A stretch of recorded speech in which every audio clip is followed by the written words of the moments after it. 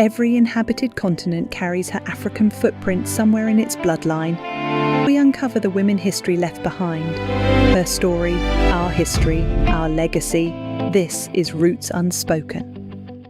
There are walls in northern Nigeria today, still visible from the air, still crossing farmland and the edges of modern towns, and still called by the same name people have used for 4.5 centuries, the Walls of Amina.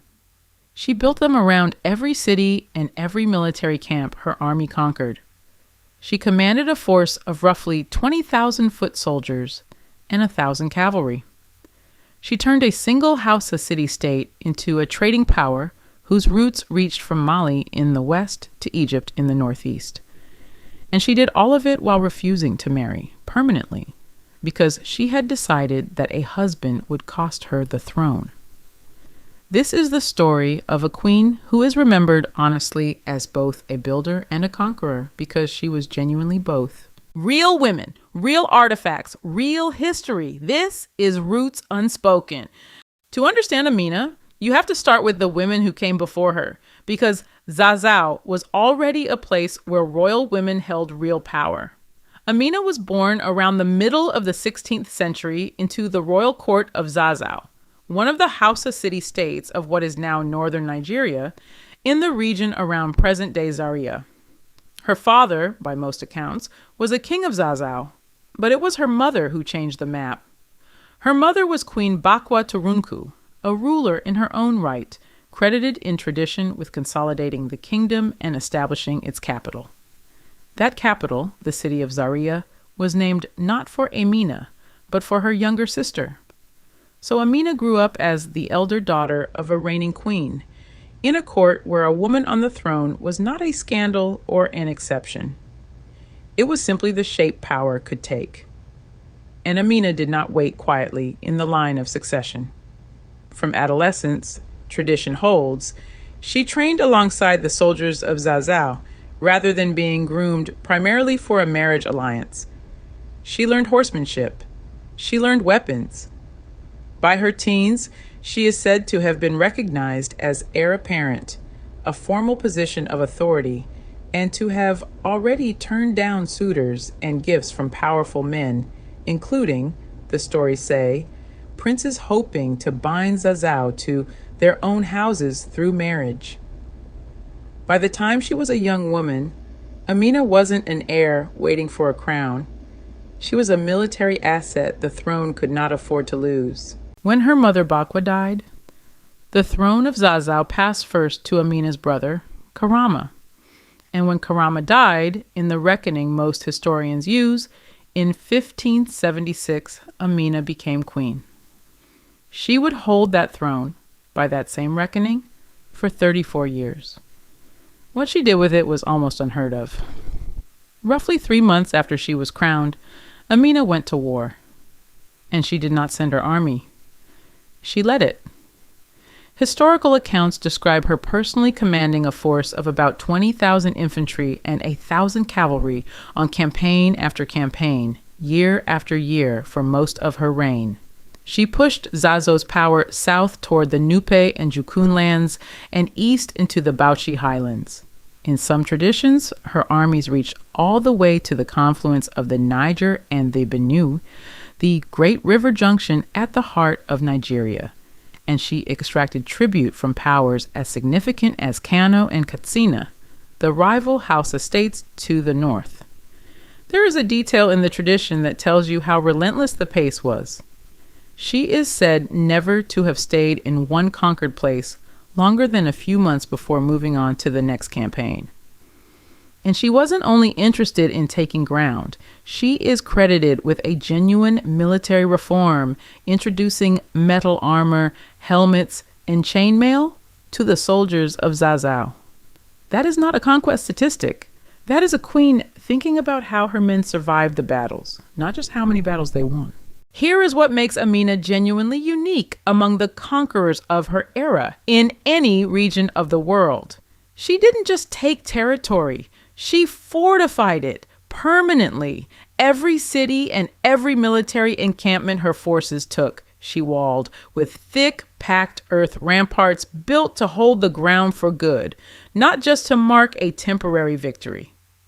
This was serious engineering, earthworks raised by organized labor, high enough and deep enough to turn a captured town into a fortress.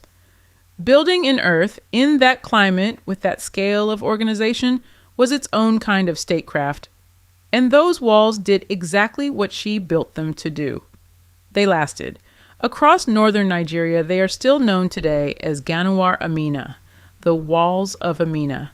They remained the standard fortification of the region until the British conquest of Zazzau in the early 20th century. And sections of them still stand now, 4.5 centuries later, in a landscape that has since seen empires rise, colonization arrive, and independence come, all long after Amina was gone. Think about how rare that is. Very few conquerors, anywhere, leave physical infrastructure that outlives their entire kingdom. Amina did. The empire is gone. The walls are still here. But the walls in the campaigns were never really about conquest for its own sake. They were about trade. Every town Amina fortified, every route her army secured, expanded Zazzau's grip on the commerce moving across the region, and Zazzau grew enormously wealthy on it, sitting on the roads that linked markets as far apart as Mali to the west and Egypt to the northeast. Her conquests opened Hausa land to goods it had never controlled at that scale before. Tradition credits her campaigns with introducing kola nuts and eunuchs into Hausa trade. One chronicle records a single tribute from the ruler of Nupe of 40 eunuchs and 10,000 kola nuts.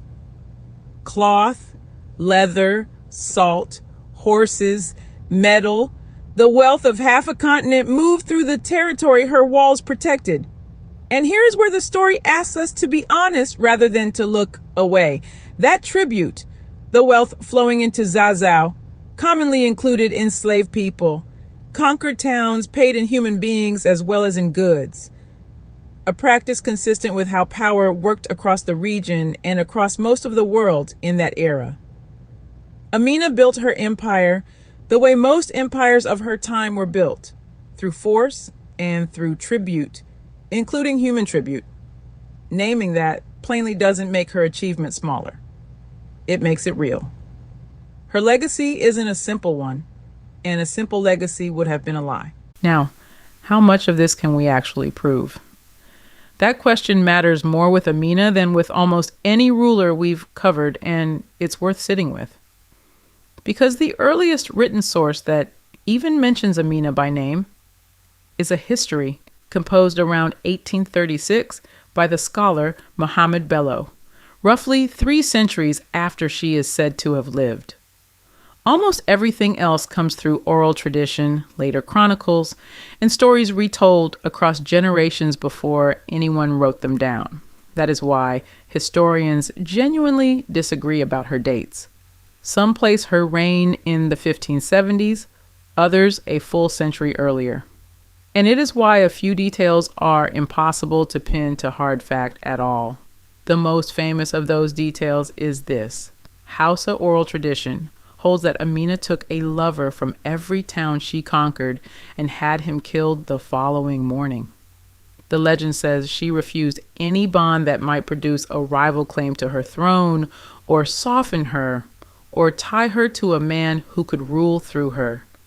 Historians cannot confirm that practice as documented fact. It lives in storytelling far more than in any record, and it may tell us as much about how later generations wanted to remember an unmarried woman who outconquered kings as it tells us about Amina herself. What the record does support is quieter, and in its own way just as striking. She never married, and she left no direct heir.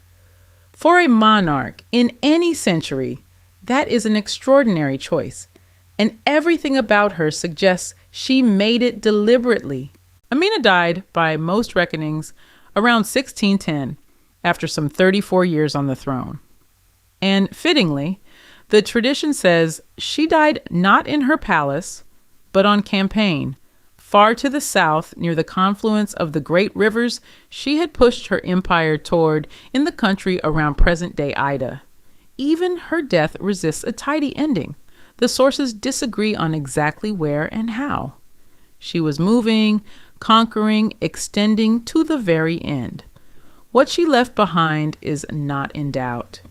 She had turned a single Hausa city-state into a regional trading power, ringed by walls that would outlast every kingdom that came after it, including the colonial one that finally pulled them down.